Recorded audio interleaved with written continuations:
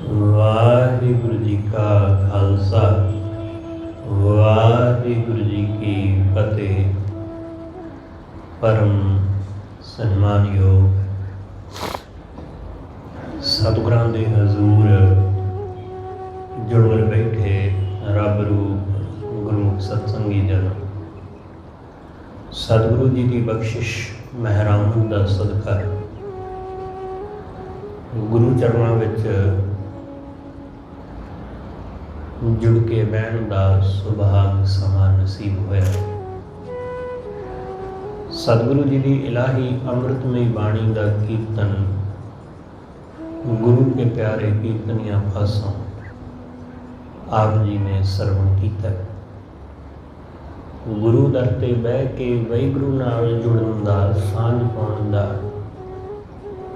अपने तरफों उपराला कर रहे हैं।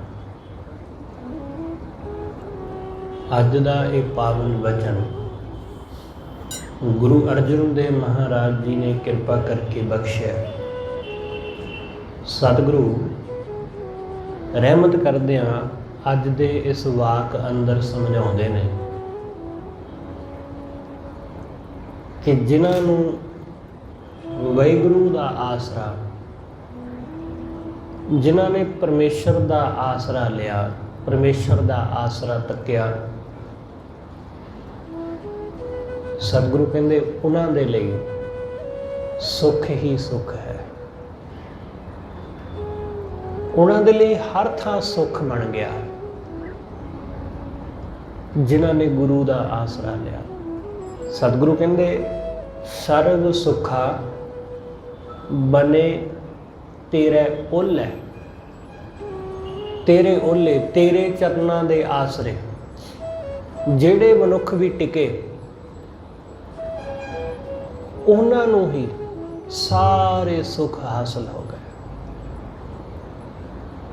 उहदा आसरा लिया ही सर्व सुख है, उहदा आसरा लिया ही सर्व आनंद ने। इसलिए सतगुरु कहंदे उहदे चरनां नाल जुड़े रहो, उहदा आसरा लवो। जदों गुरु नाल जुड़दे हां गुरु साडे मन दे सब भरम मिटा दिंदा है। साडे मन दे सब भरम भुलेखे गुरु दूर कर दिंदा है। इसलिए सब थाई सुख ही सुख, सब थाई आनंद ही आनंद नजर आउण लग जाता है। सतगुरु कहते गुरु ने मेरे मन विच पए हुए भरम दे पड़दे खोल दिते। भरम के परदे सतगुर खोले। सतगुरु ने भरम का पड़दा खोल दिता। जो मन के उपर धर्म का पड़दा, भरम का पड़दा पिया होया सी, वासनावां का पड़दा गुरु ने खोल दिता। गुरु खोलदा साडे अंदरों भरम के पड़दियां नूं, वासनावां नूं, विकारां नूं, लोभ मोह नूं गुरु खत्म कर दिंदा है। असीं जो समझदे हां गुरु साडे सामने उस चीज़ का सच रख दिंदा है। गुरु ज्ञान का नित्र सानू बख्शदा है। गुरु सोझी दिंदा है। चीज़ां सब उही हुंदियां जो चीज़ां हुण ने, जो संसार हुण है। गुरु की करदा है? गुरु सानू ज्ञान दिंदा है। ज्ञान तो पहला भी संसार वैसा ही हुंदा है ते ज्ञान तो बाद भी वैसा ही रहिंदा है, पर सानू उहदी समझ आ जाती है। चीज़ां नहीं बदलदियां, साडी दृष्टि बदलती है। सब कुछ उत्थे ही रहिंदा है। घर भी उत्थे ही रहिंदा है जिहदे असीं मालक बन के बैठे हुंदे आ। रुतबे, अहुदे, चीज़ां, पैसा, दौलत, शौहरत, माण, वडियाई सब उत्थे ही हुंदा है, पर साडे अंदर कुछ बदल जाता है, कुछ तब्दीली आ जाती, साडी दृष्टि बदल जाती। जो साडियां अखां दे उपर भरम दा पड़दा पिया हुंदा है वो खत्म हो जाता है। मैं एक कहानी सुनी छोटी जही कि एक घुमियार घड़े बना के मिट्टी के भांडे बना के बेचा करता सी। यही उहदा पिता पुरखी काम सी। उहदे कोल एक गधा सी ते उस गधे दे उत्ते लद के वो अपने मिट्टी के भांडे बेचण जाया करता सी। एक साल वरखा की रुत विच बहुत मीह पिया लगातार, एक दिन 2 दिन 3 दिन हफ्ते तो वध हो गया, मीह हटण का नाम नहीं लै रहा। लगातार मीह पै रहा ते इस मीह विच वो घुमियार गधे वास्ते घाह का बंदोबस्त ना कर सकिया। जिन्ना कुछ सी वो मुक गया, खत्म हो गया। तो हुण मीह हटे तो वो घाह लैके आवे, उहदे खाण का कुछ बंदोबस्त करे, मीह हटदा नहीं। ते घुमियार नूं भी विचारे नूं फिक्र हुंदी है कि भुख नाल तां बंदा भी नहीं रह पांदा, ये तो बेचारा जानवर है, ये तो बोल भी नहीं सकता। ये कहेगा कि सुक्का घाह उत्थे थोड़ा जिहा पिया होया सी, उसने मजबूर होण के होर तां कुछ है नहीं, उन्हें उस सुक्का घाह ही उस गधे दे अगे सुट दिता। हुण वो गधा पहला तो उन्हें मूँह मारिया उस घाह वल नूं, फिर उसने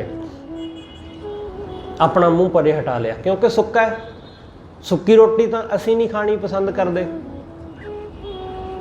असी लोग तो ऐसे हैं कि सवेर की रोटी दोपहर को नहीं खाना पसंद करते। तो वो बेचारा जानवर कई दिनों का सुक्का घाह जिहड़ा हरे तो सुक के बिल्कुल पीला पै चुका है, जिहड़ा हुण बिल्कुल खाण योग नहीं रहा, ਉਹਦੇ सामने सुटिया गया, उन्हें खाधा ना। हुण घुमियार नूं भी तरस आउंदा है कि की करां। फिर उसनूं एक तरकीब सुझी।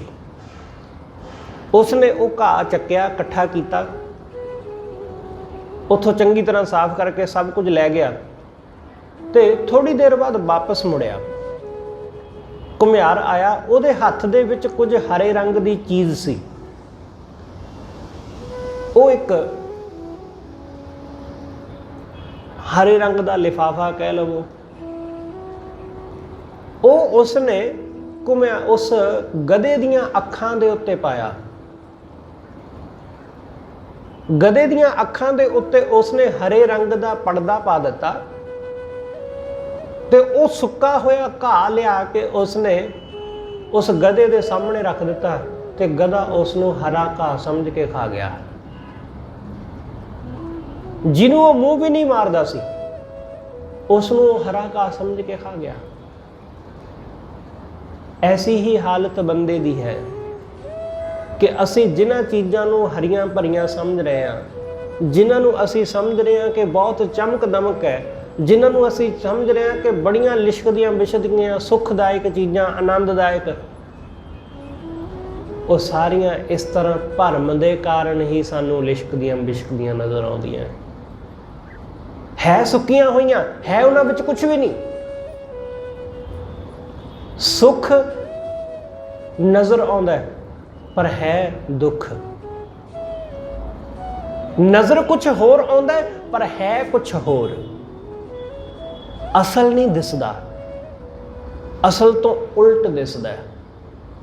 सही नहीं दिसदा है, जो सही है गलत दिसदा है। इसलिए कदे भी किसी बंदे नूं ਉਹ नज़र नहीं आता जो हुंदा है, बंदे नूं ओही नज़र आता है जो वो देखना चाहता है। हर किसी की दृष्टि, हर किसी की समझ आपो अपनी है, पर आपो अपनी समझ विच बंदे दी ओही जो बिरती है ओही ओदी समझ है। इसलिए बदल आकाश विच ने, ਤੇ ਆਕਾਸ਼ ਵਿੱਚ ਹਰ ਬੰਦਾ ਆਪੋ ਆਪਣੀ ਬਿਰਤੀ ਦੇ ਮੁਤਾਬਕ ਦੇਖਦਾ। ਕਿਸੇ ਨੂੰ ਆਕਾਸ਼ ਵਿੱਚ ਆਪਣਾ ਗੁਰੂ ਪੀਰ ਦਿਸ ਪੈਂਦਾ ਬੱਦਲਾਂ ਦੇ ਵਿੱਚੋਂ, ਕਿਸੇ ਨੂੰ ਆਪਣਾ ਪ੍ਰੇਮੀ ਆਪਣੀ ਪ੍ਰੇਮਿਕਾ ਦਿਸ ਪੈਂਦੀ ਹੈ, ਕਿਸੇ ਨੂੰ ਬੱਦਲਾਂ ਦੇ ਵਿੱਚੋਂ ਕੁਛ ਆਪਣਾ ਧੀ ਪੁੱਤ ਨਜ਼ਰ ਆ ਜਾਂਦਾ, ਕਿਸੇ ਨੂੰ ਬੱਦਲਾਂ ਦੇ ਵਿੱਚੋਂ ਪੈਸਾ ਦਿਸ ਪੈਂਦਾ, ਕਿਸੇ ਨੂੰ ਬੱਦਲਾਂ ਦੇ ਵਿੱਚੋਂ ਆਪਣਾ ਡ੍ਰੀਮ ਹਾਊਸ ਦਿਸ ਪੈਂਦਾ। ਇਸ ਲਈ ਬੱਦਲ ਤੇ ਉਹੀ ਨੇ, ਪਰ ਦੇਖਣੀ ਸਭ ਦੀ ਵੱਖੋ ਵੱਖਰੀ ਹੈ ਨਾ। ਜੋ ਜਿਹਦੇ ਮਨ ਵਿੱਚ ਉਹਨੂੰ ਉਹੀ ਨਜ਼ਰ ਆਉਂਦਾ, ਉਹਨੂੰ ਉਹੀ ਦਿਖਾਈ ਦਿੰਦਾ। ਇਸ ਲਈ ਸਾਡੇ ਮਨ ਉੱਪਰ ਜਿਹੜਾ ਭਰਮ ਦਾ ਪਰਦਾ ਪਿਆ ਹੈ ਨਾ, ਗੁਰੂ ਉਸ ਭਰਮ ਦੇ ਪਰਦੇ ਨੂੰ ਚੁੱਕਦਾ ਹੈ। ਅਸੀਂ ਬਹੁਤ ਸਾਰੀਆਂ ਚੀਜ਼ਾਂ ਨੂੰ ਸੱਚ ਸਮਝਦੇ ਹਾਂ।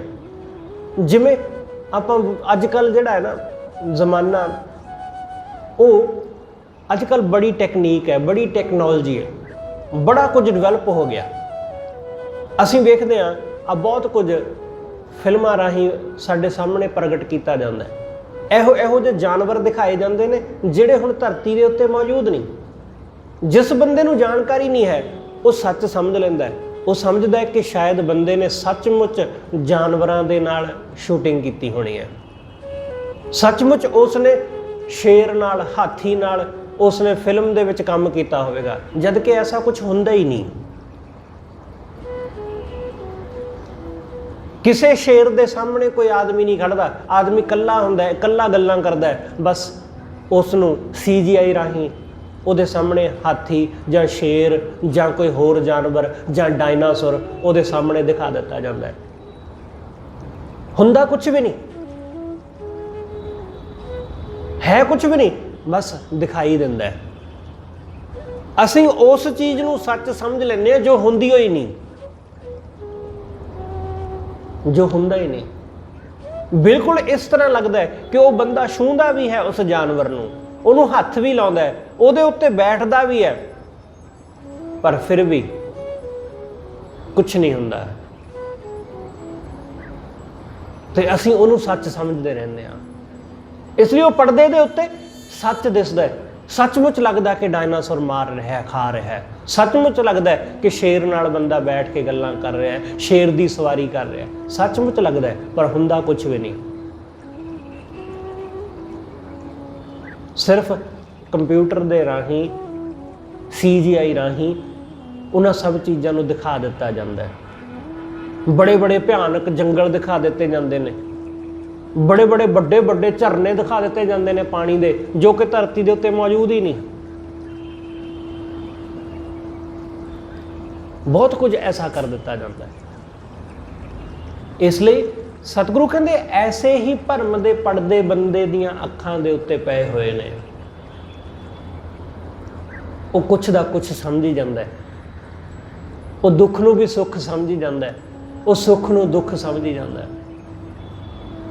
ਇਸ ਲਈ ਇਸ ਭਰਮ ਦੇ ਪਰਦੇ ਵਿੱਚ ਜੋ ਸਾਡਾ ਆਪਣਾ ਹੈ ਉਹ ਸਾਨੂੰ ਆਪਣਾ ਨਜ਼ਰ ਨਹੀਂ ਆਉਂਦਾ, ਉਹ ਸਾਨੂੰ ਆਪਣਾ ਵੈਰੀ ਨਜ਼ਰ ਆ ਜਾਂਦਾ ਹੈ।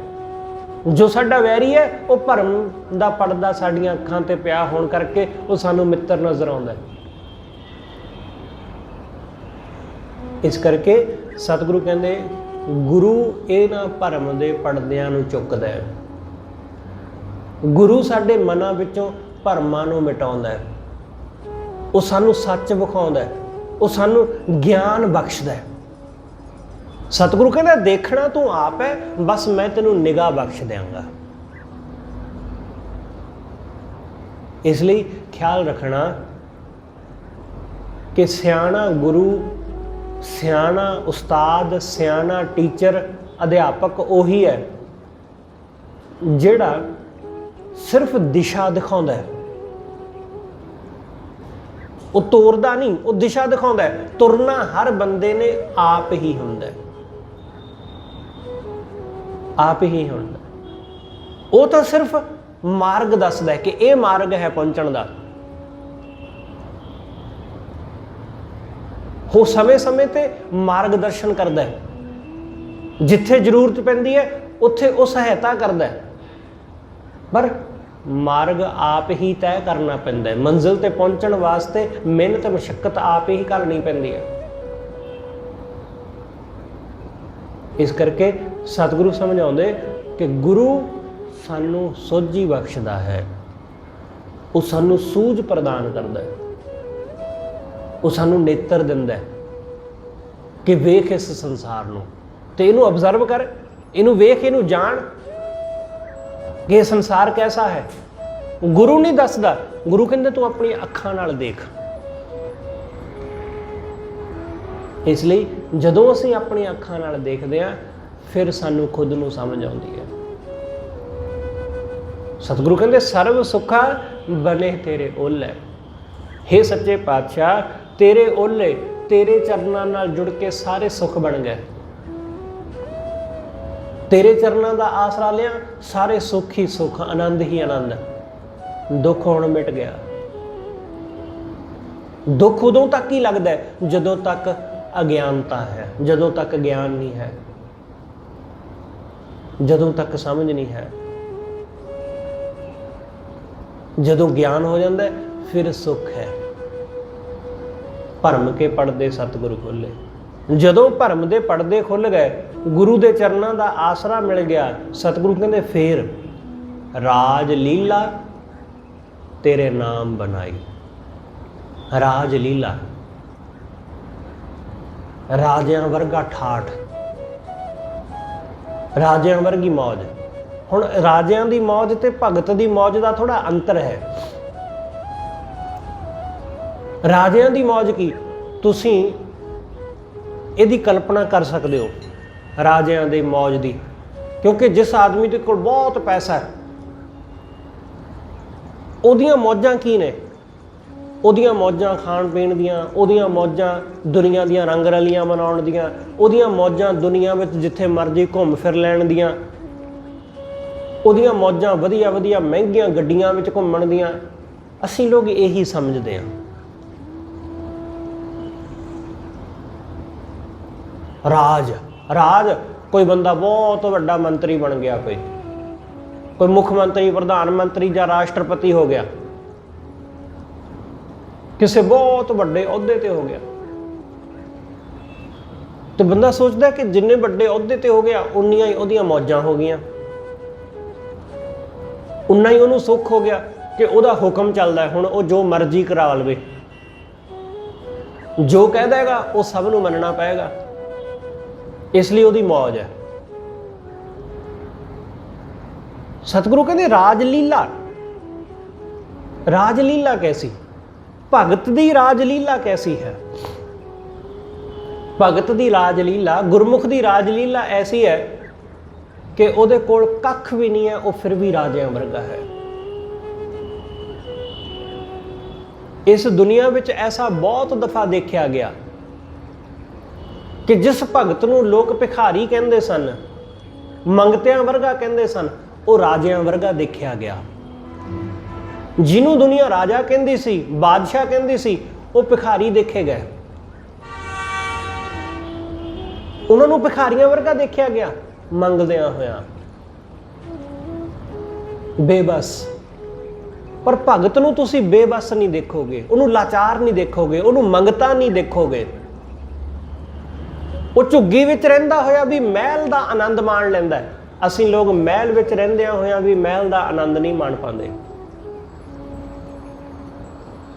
वो रुखी रोटी खा के भी उहदे विचों 36 प्रकार दे भोजनां दा स्वाद लै लैंदा है, ते असीं लोग 36 प्रकार दे भोजनां दे विचों भी स्वाद नहीं लै पांदे। वो जमीन दे उत्ते लेट के भी, पत्थर दा सराहना लै के भी बहुत वधिया नींद का आनंद लैंदा है, ते महलों में रहन वाला, वधिया वड्डे बैड दे उत्ते सौण वाला, वधिया पलंग का आसरा लैण वाला, नरम नरम गद्दियां दे उत्ते सौण वाला, एयर कंडीशन का आनंद लैण वाला, वो उत्थे भी आनंद नहीं लै पांदा। उसनूं उत्थे भी इन्नी वधिया थां भी नींद नहीं आउंदी। इसलिए भगत दी राजलीला वो वाहिगुरू दे रंग विच है। सतगुरु कहंदे राजलीला तेरा नाम बनाई, तेरे नाम द्वारा मेरे लिए राजलीला बन गई। मेरी जेब विच भावें रुपया नहीं, पर इंज लगता है कि जिवें सब कासे दा मालक हो गया होवां। अंदर दी कंगालता मिट गई। राजियां महाराजियां दी अंदरों कंगालता नहीं जाती। बाहरों उन्हां दे कोल करोड़ां रुपया है, अरबां खरबां दे मालक ने, पर अंदरों कंगाल। अंदर की है? अंदर खाली। तिजोरी भरी पई है पैसे नाल, सोने चांदी नाल, पर मन खाली है, उहदे विच कुछ भी नहीं। इस करके उहदी राजलीला किसे काम दी नहीं, भगत दी राजलीला है कि वह जमीन ते पिया भी आनंद मान रहा है। कहते ने कि जदों अकबर वाहिगुरू सिकंदर दुनिया जितदा जितदा भारत आया, भारत आया, इत्थों का भी उसने बहुत सारा इलाका जित लिया। तो वो अगाह चल रहा है। एक फकीर आदमी उस सड़क के किनारे, जिहड़ी शाही सड़क सी, उस सड़क के किनारे लम्मा पिया, सुत्ता होया। जदों सिकंदर दा काफिला गुजरन लग्या तां उहदे सिपाहियां ने कहा कि भाई उठ, खड़ा हो, तैनूं पता नहीं कि दुनिया नूं जितण वाला बादशाह सिकंदर वो गुजर रहा है, उठ के उन्होंने सलाम कर। जदों तक ये काफिला लंघ नहीं ना जाता बादशाह का, उन्नी देर तक इत्थे खड़ा रह के सलाम करना। वो सिपाहियां की गल सुन के हस्या, बहुत खिड़खिड़ाया। सिपाहियां ने कहा, असीं कोई तेन चुटकुला तो सुनाया नहीं जिहड़ा तू इस तरह हस रहा है। उसने कहा, चुटकुला ही तो है, होर की। एक बादशाह कदे दूसरे बादशाह नूं सलाम नहीं करता। हुण सिपाही हस पे। उन्होंने कहा, सानू ते तू पागल लगदा, तू काहदा बादशाह, तेरे कोल है की?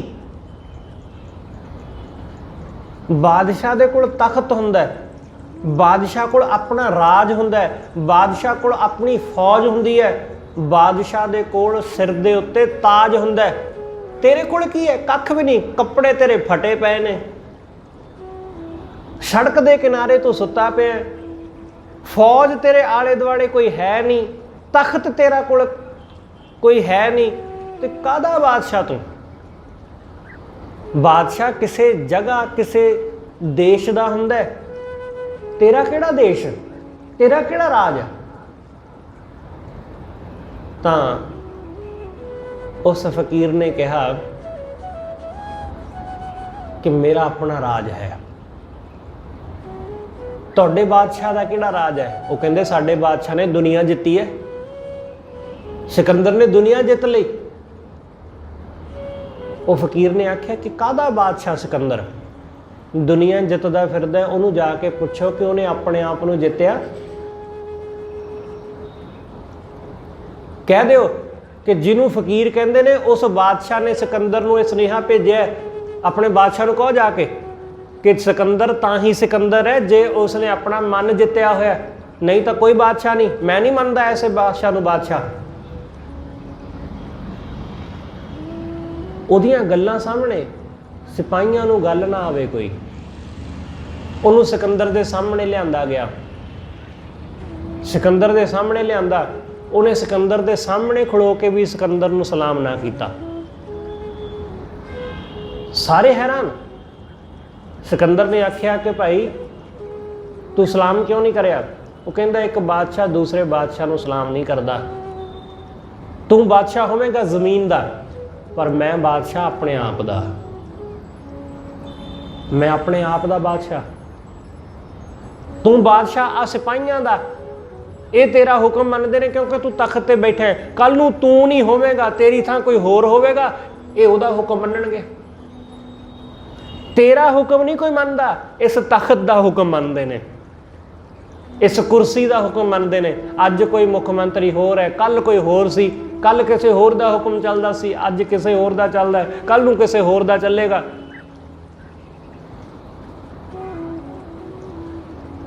जिमें मंत्री बदलता जाता है, जिमें राजा बदलता है, लोग भी बदल जाते हैं, इसलिए ये भी बदल जाएंगे। इस करके जिहड़ा राज मेरे कोल है ना, वो हमेशा रहने वाला है, वो हमेशा। फकीरां दा राज ही हमेशा रहिंदा है, भगतां दा गुरमुखां दा राज ही हमेशा रहिंदा है। लोकां दे राजियां महाराजियां दे राज आउंदे ने ते जांदे ने। इसलिए तो सतगुरु ने कहा, को हर समान नहीं राजा, ये भूपत सब दिवस चार के झूठे करत दिवाजा। ये तो सब झूठे ने।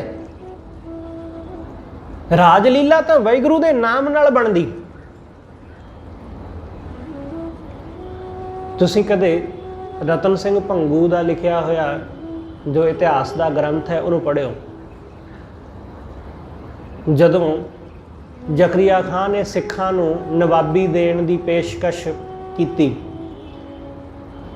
तां उत्थे दरबार विच जदों भाई सुबेग सिंह नवाबी दी पेशकश लैके जकरिया खान दा वकील बन के सिखां कोल जांदा ना, तां उत्थे ਜਿਹੜੇ राजनीतिक मामलिਆਂ ਨੂੰ देखण वाले ने सिख वो भी बैठे ने ते धार्मिक मामलिਆਂ ਨੂੰ देखण वाले पंज प्यारे भी मौजूद ने,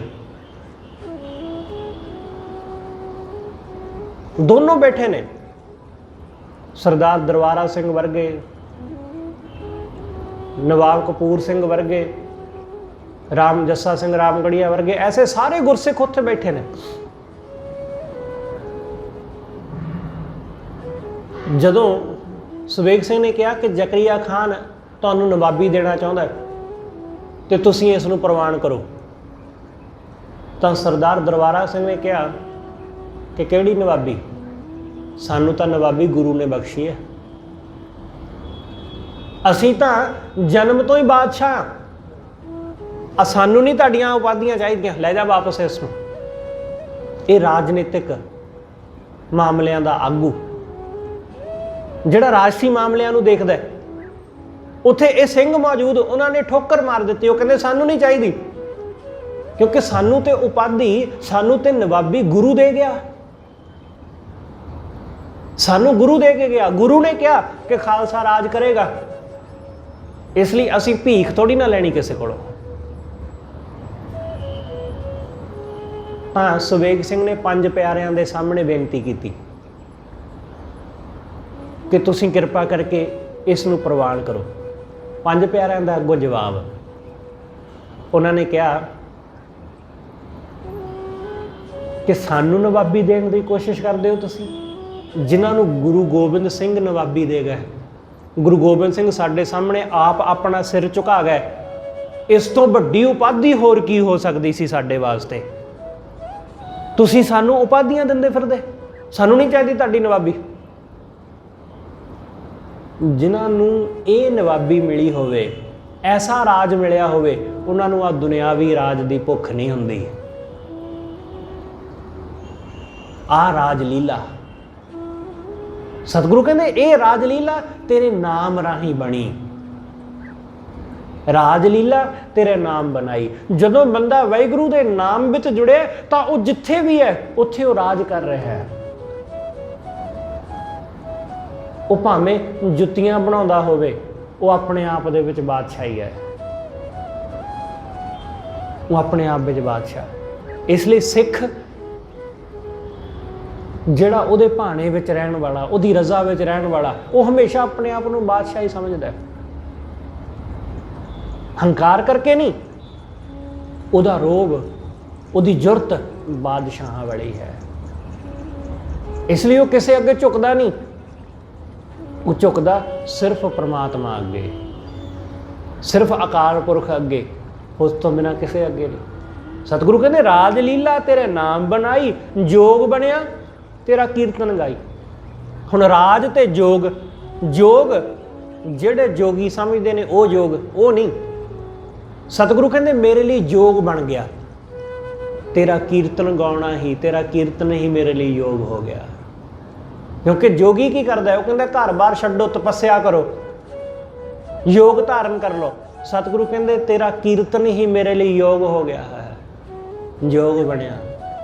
इसलिए जदों मैं तेरा कीर्तन करदा वां, मैं सुनदा वां, बस यही मेरे लिए योग है, मैनूं होर किसी योग की जरूरत ही नहीं। इसलिए गुरु का सिख जिहड़ा गुरु की बाणी विच उहदे नाम विच जुड़िया, वो अपने आप विच राजा भी है, वो अपने आप विच योगी भी है। वो राजा भी ते योगी भी, राज योग कि दोनों चीज़ां नाल नाल, वो संत भी ते वो सिपाही भी। गुरु हरगोबिंद साहब ने सानू संत सिपाही बनाया। सतगुरु ने, गुरु गोबिंद सिंह साहब महाराज ने ऐसा खालसा प्रगटाया जिहड़ा संत भी ते सिपाही भी,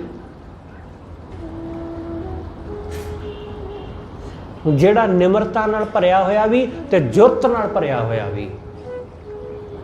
ऐसा सिख, ऐसा खालसा जिहड़ा हस के कुर्बानी भी दे दिंदा है। दूसरे दे धर्म नूं बचाउणा पवे तां अपना सीस भी दे दिंदा है, ते जे अपने धर्म नूं बचाउणा होवे ते दूसरे दे दा सीस ला भी दिंदा है। ऐसा सिख, राज भी ते योग भी। सतगुरु कहते दोनों चीज़ां बन गईयां मेरे वास्ते, मेरे लिए राज भी बन गया ते योग भी बन गया। उहदी तपस्या भी, मैं सिपाही भी हो गया ते संत भी हो गया। इन्हां दोनों पंक्तियां का भाव यही है कि संत भी ते सिपाही भी। राज लीला तेरा नाम बनाई, जोग बनया तेरा कीर्तन गाई, सर्व सुखा बने तेरे ओले। हे सच्चे पातशाह सारे सुख बन गए, सारे सुख मिल गए तेरे ओले, तेरे आसरे। ਜਿਹੜੇ भी ਉਹਦਾ आसरा लेंदे ने उन्हां लई सुख ही सुख है, उन्हां लई आनंद ही आनंद है, उन्हां दे लई दुख कोई है ही नहीं। इसलिए जिन्ना तुसीं सहज नाल, जिन्ना तुसीं शांति नाल भरे होवोगे, तुहानूं हर चीज़ सुख देवेगी। हर चीज़, वो भावें दुनिया की निगाह विच दुख ही होवे, तुहानूं वो भी सुख ही देवेगा। इसलिए तो भगत नूं कोई दुख दुख जापदा ही नहीं, उन्होंने दुख लगता ही नहीं कि दुख है, वो कहता सुख ही है जी सब। इसलिए उसकी जुबान तो तुसीं कदे नहीं सुनोगे कि हाँ जी जिंदगी कट रही है। असीं अक्सर यही जवाब देंगे, हाँ जी गुजर रही है, वधिया गुजर रही बस। असीं जिंदगी कटदे हां, भगत जिंदगी कटदा नहीं, वो जिंदगी जिउंदा है। जिंदगी कट्टण अते जिउण विच फर्क हुंदा है। असीं जिउंदे हां मजबूरी बस, जिवें दिन कट रहे हैं बस टाइम लगा रहे हैं। लोग कहते जी समा लगा रहे हैं जी, समा गुजार रहे हैं, पर ख्याल रखना कि समा लोकां नूं गुजार जांदा जे। आपां कहंदे ने कि फलाना बंदा गुजर गया जी। जिहड़े इस ढंग नाल समय नूं गुजारदे फिरदे ने, समा लंघाउंदे फिरदे ने, समा उन्हां नूं दुनिया विचों लंघा जांदा है। ते भगत वो समा नहीं लंघाउंदा, वो उस समय का आनंद माणदा है। वो उस समय विच वाहिगुरू की बंदगी करके सुख माणदा है, इसलिए वो जीवन जी के जांदा है। इत्थे लोग दुनिया दे विच रह के जीवन नूं मजबूरी बस समझ लैंदे ने कि समा गुजार रहे हैं, फिर भी लोग डरते रहते हैं कि मौत ना आ जाए। नाले ये कहते रहते हैं कि जी टाइम लगा रहे हैं, नाले कहते रहते हैं कि जी मौत ना आ जाए। बड़े अजीब ने लोग। सतगुरु कहते जदों गुरु भरम के पड़दे खोल दिंदा है ना, तदों सुख ही सुख हासिल होंदा है। भरम के पड़दे सतगुर खोले रहाओ, हुक्म बूझ रंग रस माणे। जिन्हां ने वाहिगुरू दे हुक्म नूं बुझिया, जिन्हां ने परमेश्वर दे रंग नूं माणिया, सतगुरु कहते उत्थे आनंद ही आनंद है। हुक्म बूझ रंग रस माणे, उहदे हुक्म नूं बुझ के रंग माणिया, उहदे हुक्म नूं बूझ के रस माणिया। सतगुर सेवा महानिर्वाणे, गुरु की सेवा महानिर्वाण। निर्वाण मतलब वासना रहित अवस्था, जिथे कोई वासना नहीं है, जिथे कोई भुख नहीं है। इसलिए राजलीला यही है ਜਿੱਥੇ ਨਿਰਵਾਣ ਪਦ, ਜਿੱਥੇ ਬਿਲਕੁਲ ਬੰਦਾ ਵਾਸਨਾ ਤੋਂ ਮੁਕਤ ਹੋ ਗਿਆ ਹੈ, ਜਿੱਥੇ ਸਭ ਵਿਕਾਰਾਂ ਤੋਂ ਮੁਕਤ ਹੋ ਗਿਆ ਹੈ, ਸ਼ਾਂਤ ਹੋ ਗਿਆ ਹੈ। ਮਹਾਰਾਜਾ ਰਣਜੀਤ ਸਿੰਘ ਉਹ ਕਿਸੇ ਇਲਾਕੇ ਵਿੱਚ ਜਾ ਰਹੇ ਜੰਗ ਜਿੱਤਣ ਵਾਸਤੇ। ਰਸਤੇ ਵਿੱਚ ਇੱਕ ਛੋਟੇ ਜਿਹੇ ਗੁਰਦੁਆਰਾ ਸਾਹਿਬ ਦੇ ਵਿੱਚ ਉੱਥੋਂ ਦੇ ਗ੍ਰੰਥੀ ਸਿੰਘ ਨੂੰ ਉਹ ਬੇਨਤੀ ਕਰਦੇ ਨੇ ਕਿ ਗੁਰੂ ਸਾਹਿਬ ਦੇ ਚਰਨਾਂ ਵਿੱਚ ਅਰਦਾਸ ਕਰ ਦਿਓ ਕਿ ਮੈਂ ਜੋ ਜੰਗ ਵਾਸਤੇ ਚੜ੍ਹਾਈ ਕੀਤੀ ਹੈ ਉਹ ਫਤਿਹ ਹੋ ਜਾਏ।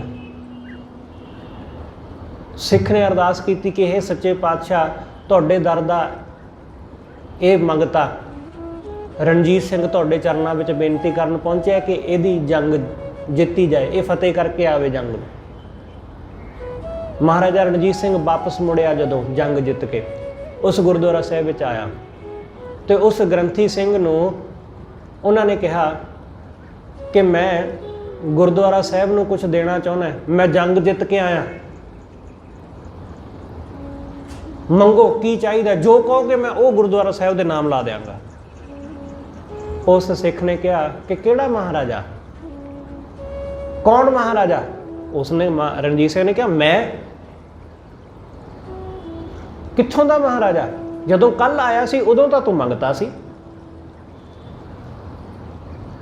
ਜਦੋਂ ਤੂੰ ਕੱਲ ਆਇਆ ਸੀ ਕੱਲ ਤੇ ਤੂੰ ਕਹਿ ਰਿਹਾ ਸੀ ਕਿ ਮੈਂ ਮੰਗਤਾ ਹਾਂ, ਮੇਰੀ ਗੁਰੂ ਦੇ ਚਰਨਾਂ ਵਿੱਚ ਅਰਦਾਸ ਕਰੋ ਕਿ ਮੇਰੀ ਜੰਗ ਜਿੱਤੀ ਜਾਏ। ਅੱਜ ਜਿੱਤੀ ਗਈ ਤੇ ਤੂੰ ਰਾਜਾ ਹੋ ਗਿਆ। ਅੱਜ ਜਿੱਤ ਕੇ ਆਇਆ ਤੇ ਗੁਰੂ ਨੂੰ ਦਾਨ ਦੇਣਾ ਫਿਰਦੇ। ਕੱਲ ਮੰਗਤਾ ਬਣ ਕੇ ਆਇਆ ਸੀ ਕਿ ਗੁਰੂ ਮੇਰੀ ਮਦਦ ਕਰੇ। ਮਹਾਰਾਜਾ ਰਣਜੀਤ ਸਿੰਘ ਨੂੰ ਗੱਲ ਸਮਝ ਆਈ ਕਿ ਗੱਲ ਤੇ ਬਿਲਕੁਲ ਠੀਕ ਹੈ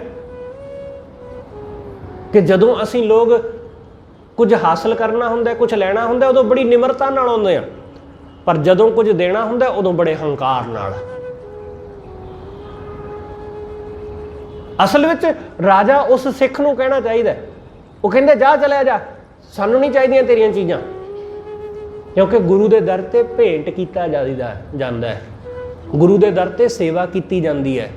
ਗੁਰੂ ਦੇ ਦਰ ਤੇ ਇਸ ਤਰ੍ਹਾਂ ਹੰਕਾਰ ਨਾਲ ਨਹੀਂ ਕਿਹਾ ਜਾਂਦਾ ਕਿ ਜੋ ਮੰਗੋਗੇ ਮੈਂ ਗੁਰਦੁਆਰਾ ਸਾਹਿਬ ਨੂੰ ਸੇਵਾ ਕਰ ਦਿਆਂਗਾ। ਗੁਰਦੁਆਰੇ ਤੋਂ ਤਾਂ ਕੱਲ ਮੰਗ ਕੇ ਲੈ ਕੇ ਗਿਆ ਤੂੰ। ਸਤਿਗੁਰੂ ਕਹਿੰਦੇ ਸਤਿਗੁਰ ਸੇਵਾ ਮਹਾ ਨਿਰਵਾਣੇ, ਗੁਰੂ ਦੀ ਸੇਵਾ ਬੰਦੇ ਨੂੰ ਵਾਸਨਾ ਤੋਂ ਰਹਿਤ ਕਰ ਦਿੰਦੀ ਹੈ ਕਿ ਕੁਛ ਚਾਹੀਦਾ ਹੀ ਨਹੀਂ, ਕੋਈ ਵਾਸਨਾ ਹੈ ਹੀ ਨਹੀਂ, ਕੋਈ ਮੰਗ ਹੈ ਹੀ ਨਹੀਂ, ਨਿਰਵਾਣ ਹੈ। ਜਿਨ ਤੂੰ ਜਾਤਾ ਸੋ ਗ੍ਰਸਤ ਉਦਾਸੀ ਪ੍ਰਵਾਨ। हे ਸੱਚੇ ਪਾਤਸ਼ਾਹ, ਜਿਸਨੇ ਤੈਨੂੰ ਜਾਣਿਆ ਉਹ ਚਾਹੇ ਗ੍ਰਸਤੀ ਹੋਵੇ ਤੇ ਚਾਹੇ ਉਹ ਉਦਾਸੀ ਹੋਵੇ, ਸੰਨਿਆਸੀ ਹੋਵੇ, ਉਹ ਮੁਕਤ ਹੋ ਗਿਆ। ਗੱਲ ਸਿਰਫ ਉਸ ਨੂੰ ਜਾਣਨ ਦੀ ਹੈ ਜਿਹਨੇ ਵਾਹਿਗੁਰੂ ਨੂੰ ਜਾਣ ਲਿਆ। ਸਾਡੀ ਨਿਗਾਹ ਵਿੱਚ ਬੰਦਾ ਉਹ ਭਾਵੇਂ ਮਹਾਪਾਪੀ ਹੋਵੇ, ਉਹ ਵਾਹਿਗੁਰੂ ਦੀ ਨਿਗਾਹ ਵਿੱਚ ਪ੍ਰਵਾਨ ਹੋ ਗਿਆ। ਸਾਡੀ ਨਿਗਾਹ ਵਿੱਚ ਉਹ ਕੈਸਾ ਵੀ ਹੋਵੇ, ਇਸ ਗੱਲ ਨਾਲ ਕੋਈ ਫਰਕ ਨਹੀਂ ਪੈਂਦਾ, ਵਾਹਿਗੁਰੂ ਦੀ ਨਿਗਾਹ ਵਿੱਚ ਪ੍ਰਵਾਨ ਹੋ ਗਿਆ, ਬਸ ਇਹ ਇਸ ਗੱਲ ਨਾਲ ਫਰਕ ਪੈਂਦਾ ਹੈ। ਸਤਿਗੁਰੂ ਕਹਿੰਦੇ ਜਿਹਨੇ ਤੈਨੂੰ ਜਾਣ ਲਿਆ, ਜਿਨ ਤੂੰ ਜਾਤਾ ਸੋ ਗ੍ਰਸਤ ਉਦਾਸੀ ਪ੍ਰਵਾਨ, ਨਾਮ ਰਤਾ ਸੋਈ ਨਿਰਵਾਣ। ਜਿਹੜਾ ਵਾਹਿਗੁਰੂ ਦੇ ਨਾਮ ਵਿੱਚ ਰੰਗਿਆ ਗਿਆ ਉਹ ਨਿਰਵਾਣ, ਉਹ ਵਾਸਨਾ ਤੋਂ ਮੁਕਤ ਹੈ। ਜਾ ਕੋ ਮਿਲਿਓ ਨਾਮ ਨਿਧਾਨਾ, ਜਿਹਨੂੰ ਵਾਹਿਗੁਰੂ ਦਾ ਨਾਮ ਰੂਪੀ ਖਜ਼ਾਨਾ ਮਿਲ ਗਿਆ, ਭੰਨਤ ਨਾਨਕ ਤਾਕਾ ਪੂਰ ਖਜ਼ਾਨਾ। ਸਤਿਗੁਰੂ ਕਹਿੰਦੇ ਉਹਦਾ ਖਜ਼ਾਨਾ ਪੂਰਨ, ਉਹਨੂੰ ਕਦੇ ਕਮੀ ਨਹੀਂ ਆਉਂਦੀ ਕਿਸੇ ਗੱਲ ਦੀ, ਉਹ ਕਦੇ ਕਮੀ ਨਹੀਂ, ਹਮੇਸ਼ਾ ਹੀ ਰੱਜਿਆ ਹੋਇਆ, ਹਮੇਸ਼ਾ ਹੀ ਤ੍ਰਿਪਤ, ਸੁੱਖ ਨਾਲ ਭਰਪੂਰ, ਆਨੰਦ ਨਾਲ ਭਰਪੂਰ। ਇਹ ਉਹਨੂੰ ਸੱਚਾ ਖਜ਼ਾਨਾ ਮਿਲ ਗਿਆ। ਜਿਹਨੂੰ ਵਾਹਿਗੁਰੂ ਦੇ ਨਾਮ ਦਾ ਖਜ਼ਾਨਾ ਮਿਲ ਗਿਆ ਹੋਵੇ, ਉਹਨੂੰ ਦੁਨਿਆਵੀ ਖਜ਼ਾਨਿਆਂ ਦੀ ਲੋੜ ਨਹੀਂ ਰਹਿ ਜਾਂਦੀ, ਉਹਨੂੰ ਹੋਰ ਮਾਇਆ ਦੀ, ਹੋਰ ਚੀਜ਼ਾਂ ਦੀ ਜ਼ਰੂਰਤ ਨਹੀਂ ਰਹਿ ਜਾਂਦੀ। ਮਿਲ ਗਈ ਠੀਕ, ਨਾ ਮਿਲੀ ਤਾਂ ਵੀ ਠੀਕ, ਉਹਦੀ ਰਜ਼ਾ ਵਿੱਚ ਰਾਜ਼ੀ ਹੋ ਜਾਂਦਾ ਹੈ। ਸਤਿਗੁਰੂ ਰਹਿਮਤ ਕਰੇ, ਇਹ ਨਾਮ ਦਾ ਖਜ਼ਾਨਾ ਸਤਿਗੁਰੂ ਕਿਰਪਾ ਕਰਕੇ ਸਾਨੂੰ ਬਖਸ਼ੇ, ਅਤੇ ਜੋ ਸਾਡੇ ਮਨ ਉੱਪਰ ਮਾਇਆ ਦਾ ਪਰਦਾ ਪਿਆ ਹੋਇਆ, ਗੁਰੂ ਕਿਰਪਾ ਕਰਕੇ ਉਹ ਚੁੱਕ ਦੇਵੇ। ਹੋਈਆਂ ਭੁੱਲਾਂ ਲਿਖਿਵਾ ਸਤਿਗੁਰੂ ਜੀ ਅਤੇ ਆਪ ਸਰਬੱਤ ਸੰਗਤ ਬਖਸ਼ਣਯੋਗ, ਭੁੱਲਾਂ ਨਾ ਚਤਾਰਦੇ ਹੋਏ ਆਖੋ ਜੀ ਵਾਹਿਗੁਰੂ ਜੀ ਕਾ ਖਾਲਸਾ, ਵਾਹਿਗੁਰੂ ਜੀ ਕੀ ਫਤਿਹ।